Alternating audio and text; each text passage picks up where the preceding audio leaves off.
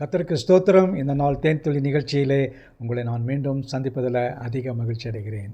இந்த நாளில் கூட தேவன் மோசேயை ஊழியத்துக்கு அழைத்து இந்த இஸ்ரவேல் மக்களை விடுதலையாக்க வேண்டும் என்பதற்காக அவர் ஒரு அழைப்பு கொடுக்கிறார். அந்த அழைப்பை அவன் ஏற்று செல்கிற வேளையில் அவனுக்கு ஒரு சில காரியங்களை சொல்லி அவர் அவனோடு கூட பேசுகிறார். 4ஆம் அதிகாரத்தில் பார்க்கும் பொழுது அந்த நேரத்தில் அந்த வசனம் சொல்கிறது, அப்பொழுது மோசே அவர்கள் என்னை நம்பார்கள், இந்த எகிப்தினுடைய மக்களும் அந்த இடத்துல பார்வோன் ராஜாவும் அவனை ஏற்றுக்கொள்ள மாட்டார்கள், என்னுடைய மக்களும் என்னை நம்ப மாட்டார்கள் என்று சொன்னான். அந்த இடத்துல பார்வோனுடைய காரியங்களை பார்க்கின்ற வேளையில் கர்த்தர் சொன்னதான காரியம், நான் நிரூபிப்பேன், நான் இப்பொழுது உனக்கு சில காரியங்களை சொல்லுகிறேன், உன் கையில் என்ன இருக்கிறது என்று கேட்கிறார். கோல் இருக்கிறது, கோலை கீழே போடுன்னு சொல்கிறார், உடனே பாம்பாகிறது.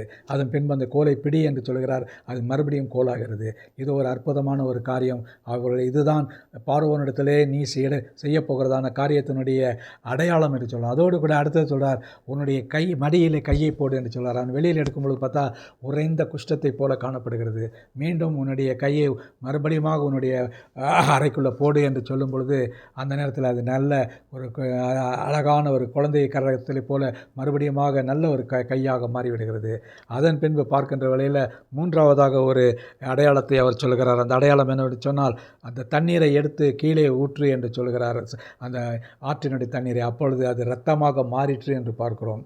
இதெல்லாம் தேவன் சொல்லுகிறதான அடையாளங்களாய் காணப்பட்டது. அந்த நேரத்தில் அதே மனிதர்கள் அவர்கள் என்னை நம்பார்கள் என்று சொன்னாலும் கூட இந்த அற்புதங்களை எல்லாம் செய்ய அவர்கள் உன்னை நம்புவார்கள், நான் இந்த ஊழியத்துக்கு நான் அழைத்திருக்கிறேன் என்று சொல்லி அவனை உறுதிப்படுத்துகிறார். அதற்கு பின்பு கூட இந்த மோசே பார்க்கிறார், ஐயா நான் திக்கு வாயன், என்னை விட்டுவிடுங்க, என்னை விட என்னுடைய சகோதரன் ஆரோன், நான் மூத்தவன், ரொம்ப நல்லவன், அவன் நல்லா பேசுவான். இல்லை, நீ தான் எனக்கு ஊழியத்துக்கு வேண்டும் என்று சொல்லி அவன் உன்னுடைய வாயாக இருப்பான், நீ அவனுக்கு ஆண்டவனாக இருப்பாய் என்று சொல்கிறார்கள்.